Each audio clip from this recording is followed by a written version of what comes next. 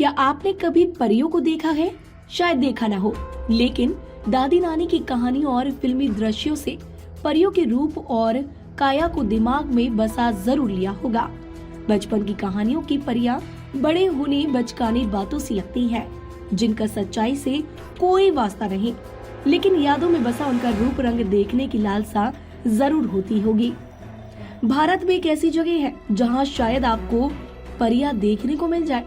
कहते हैं कि परियों ने यहाँ अपना देश बसा रखा है और परियां देखने को मिल सकती है। इस स्थान पर लोग परियों की पसंद नापसंद के मुताबिक ही रहते हैं।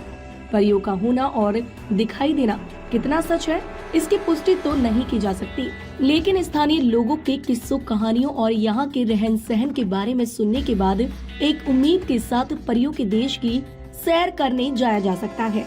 खास बात ये है कि परियों के देश के नाम से मशहूर ये हिल स्टेशन दिल्ली से कुछ घंटों की दूरी पर स्थित है। आइए जानते हैं कि परियों का देश कहाँ बसा है और यहाँ कैसे पहुँचा जा सकता है। यह रहस्यमयी हिल स्टेशन की कहानी आपको यहाँ आने के लिए मजबूर कर सकती है। कहाँ है परियों का देश? उत्तराखंड के एक छोटे से हिल स्टेशन को परियों का देश कहा जाता है। इस हिल स्टेशन का नाम खैट पर्वत है। खैट पर्वत गढ़वाल जिले में स्थित है। खैट पर्वत समुद्र तल से करीब 10,000 फीट की ऊंचाई पर स्थित है। यह पर्वत किसी जन्नत से कम नहीं लगता। कैसे पहुँचे खैट पर्वत?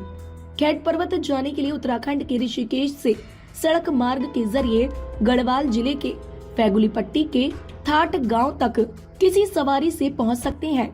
तिल्ही गढ़वाल तक आपको बस मिल सकती है। इसके अलावा टैक्सी या खुद की गाड़ी से भी जा सकते हैं। थाट गांव के पास ही गुंबदाकार पर्वत है, जिसे खैट पर्वत कहते हैं। क्या है मान्यता? लोगों का कहना है कि खैट पर्वत पर अचानक ही परियां नजर आ जाती है। उनका मानना है कि परियां आसपास के गांव की रक्षा करती है।